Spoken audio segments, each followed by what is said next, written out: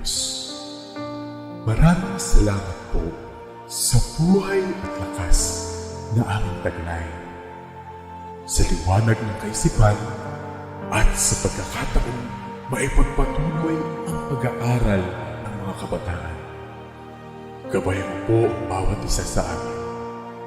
Anuman ang bahagi na nagagampanan, naway maging maayos at matagumpay ang pagtuturo at pag-aaral na aming gagawin sa araw na ito.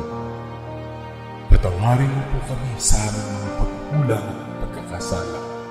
At sa aming paggawa, ikaw po ang aming makasama. Amen. A pleasant morning to all the young and vibrant Valenzuelanos who are tuning in again today. As we start our discussion, let me introduce to you to 4 students who shared their stories, which I think you can relate to. His name is Alfred. He is a teenager. He wants to become successful in life. He has a lot of dreams and aspirations for his future. It's just that he spent almost half of his day playing Mobile Legends with his friends. Her name is Aimee. She's been with her boyfriend since junior high school. They often fight because her boyfriend always tries to control the way she dresses, who she hangs out with, and tells her to do things she doesn't want to do. He is Jomar. He hates the way he looks because he has a lot of acne on his face.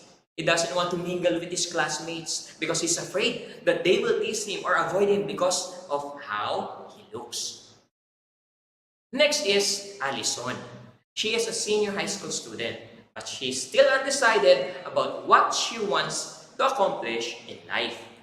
She still doesn't know if she's taking the right path. Maybe some or most of you are also experiencing the same situation as Alfred, Aimee, Jomar, and Allison. These are the challenges and tasks that adolescents are facing right now.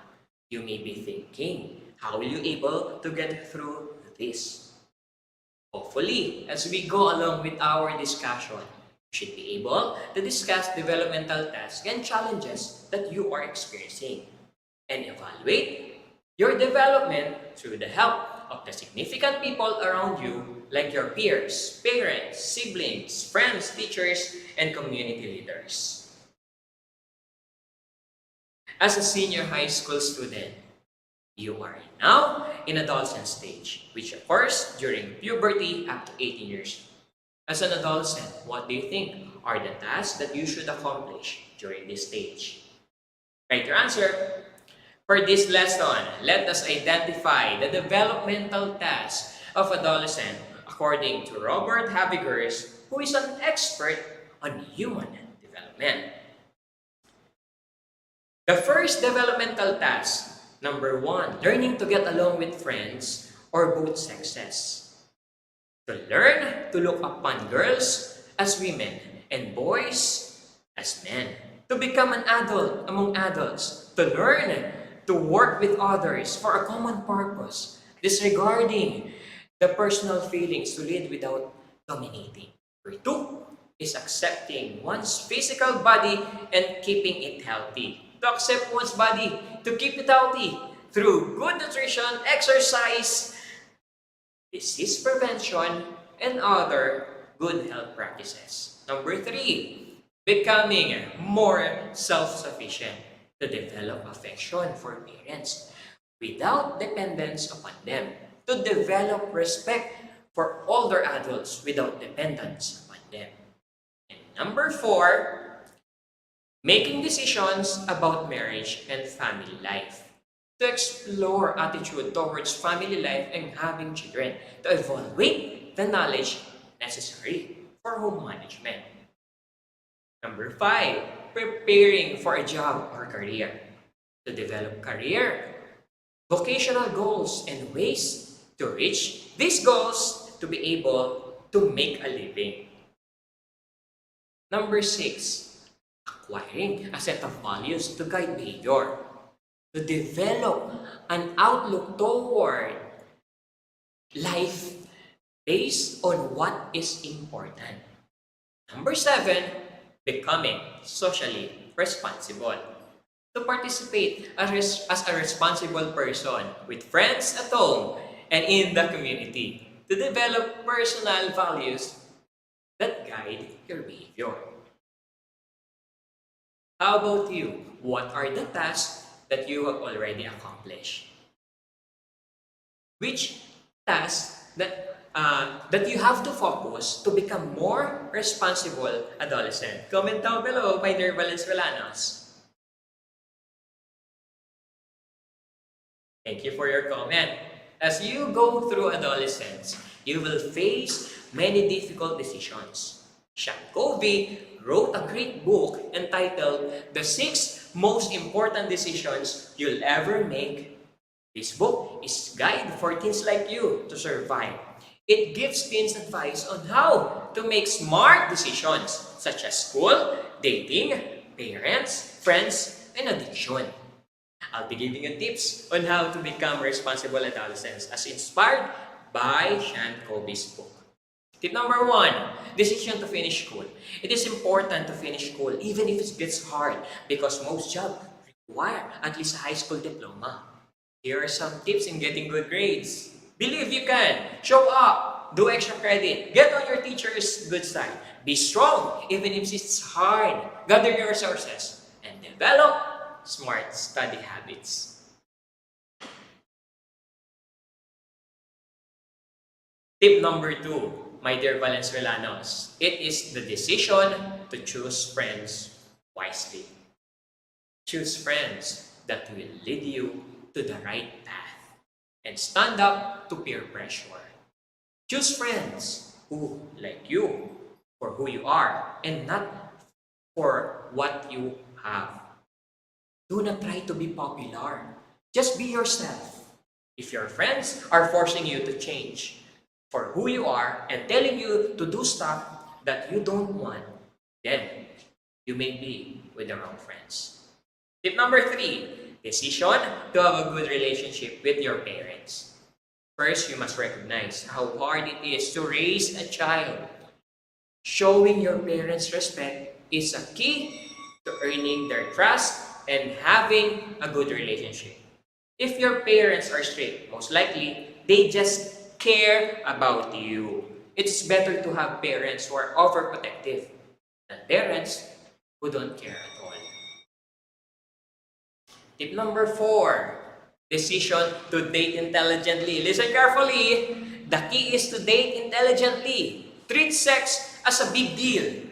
If you are being forced to have sex, then it means that you are in a wrong relationship.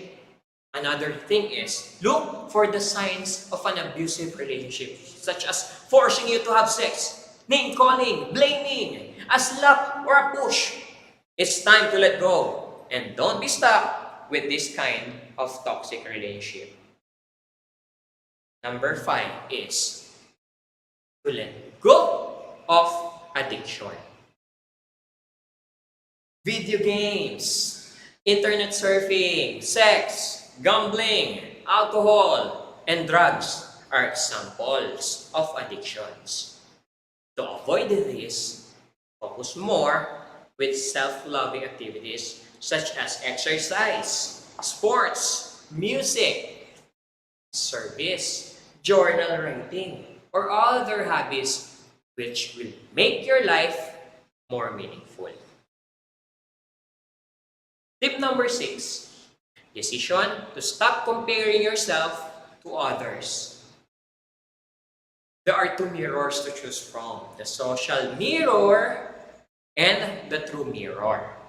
The social mirror is unrealistic. It is based on how you compare yourself to others. Meanwhile, the true mirror is based on your potential and personal best. Always look at the true mirror and focus on what you can control. At this point, I will entertain questions from you, my beloved senior high school students. Please comment down below your questions and I will read it for you. Okay, I think we have one question from Aaron.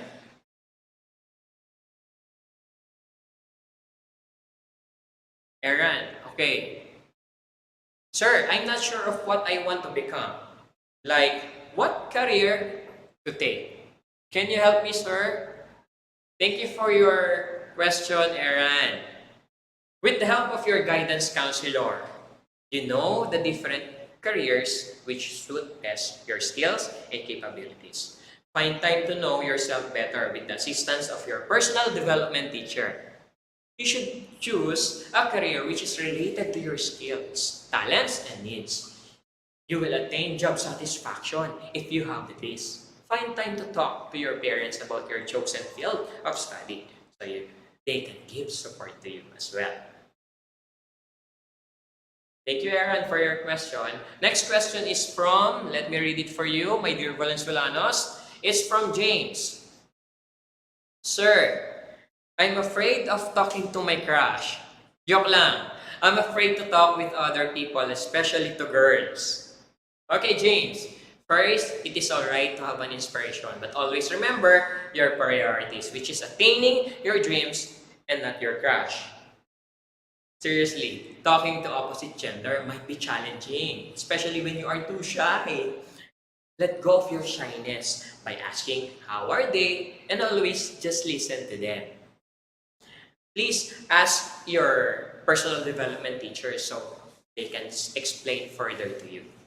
Thank you, James. Next question is from Jenny.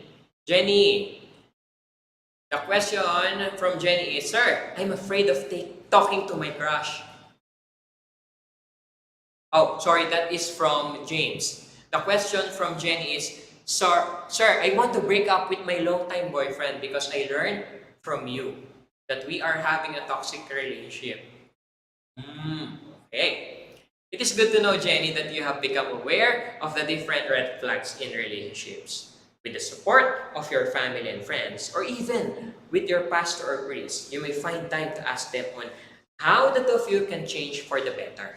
If not, most of the time, letting go is the better option than being miserable in holding on to the abusive relationship. That's it for today, my dear Valenzuelanos. I hope that you learned a lot. If you have questions, you may ask your personal development teacher in your follow-up sessions regarding this topic. I hope that you learned a lot from our lesson. Do not forget to answer the questions and the activities on the learning packet. Stay at home and stay safe, my dear Valenzuelanos. Goodbye!